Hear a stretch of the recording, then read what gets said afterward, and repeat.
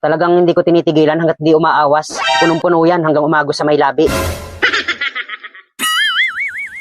Hi sir, ano pong flowers ang hanap nyo? Siya ang pipili. Wow sir, ang bait nyo naman. Ikaw pa ang bibili ng flowers para sa apo nyo. Wow naman! Ang swerte naman ang pagbibigyan mo nun ma'am. Hindi, asawa ko yan. Ah, asawa nyo pala. Asawa mo sir? Hindi nga. Bakit, may problema ba? Ah, wala naman po. Ayaw mo yata eh. Ah, hindi naman sir. Ano pong flowers ang gusto nyo? Ang gusto ko yung flowers na panglagay sa garden. Ang ganda naman ng mga flowers mo dito. Siyempre naman ma'am, alagang-alaga ko yan eh. Hindi lang basta alaga ang ginagawa ko dyan, sinasamahan ko pa ng pagmamahal. Wow naman! Wow naman, sana all minamahal at inaalagaan. Kaya pala ang gaganda. Ikaw mismo nag-aalaga. Yes ma'am. Paano mo sila inaalagaan? Unang-una ma'am, dapat malinis. Yung sa sobrang linis, pwede mo siyang dilaan. What? Dapat din wala siyang damo para walang sabit. At kailangan palagi siyang dinidiligan. Wow, sana all palaging nadidiligan. Ganun pala yon. Oo ma'am, kaya kita mo naman ma'am. Makinis, malinis, at matataba ang katawan. Gaya nito, halika ma'am. Oh, ito ma'am, tingnan mo. Wow, ang laki nga ng puno. Ang taba niya at saka mukhang matigas. Pwede ko bang hawakan? Sige lang ma'am, hawakan mo, huwag mo lang pipisilin. Ops. Teka lang, ano yung papahawakan mo? Ito pong katawan sir. Katawan ng ano? Katawan nitong halaman sir. Ibang katawan kasi naiisip ko eh. O sige, hawakan mo. Wow, grabe ang tigas. Matigas talaga yan ma'am. Tsaka nararamdaman mo ba yung ugat? Di ba? Ang laki ng ugat. Oo nga, ang laki ng ugat. Sana all malaki ang ugat. What? Maganda ba pag malaki ang ugat? Siyempre naman ma'am. Pag malaki ang ugat, mas malakas yung puno at saka yung mismong katawan niya. Wow naman! Wow, gusto ko yon, malakas. Ikaw ma'am, baka gusto mo ako rin mag-alaga niyan para lagi ko rin nadidiligan. Anong didiligan? Ha? Ito pong bibilhin yung halaman sir. Baka gusto ni ma'am na ako mag-alaga para palagi ko rin nadidiligan.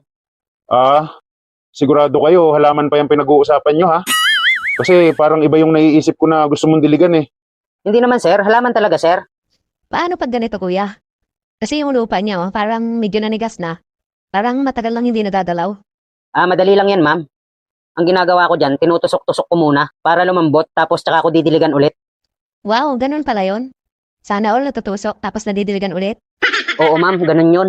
At saka ako ma'am, pag ako ang nagdidilig, talagang hindi ko tinitigilan hanggat di umaawas. Punong-puno yan hanggang umagos sa may labi. Anong labi? Bakit pa agusin hanggang sa labi? Yung ano sir, yung labi ng paso.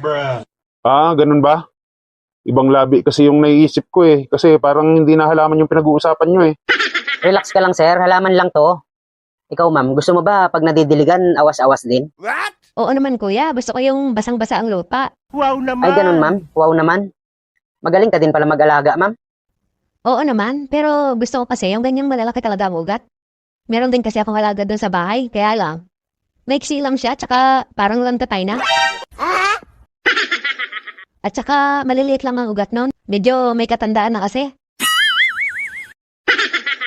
Hindi katulad ditong sa'yo na malalaki ang ugat. At tsaka labas na labas. What? Siyempre naman ma'am, ganun talaga yun ma'am. Kapag ka may katandaan na, lantatay na talaga yun.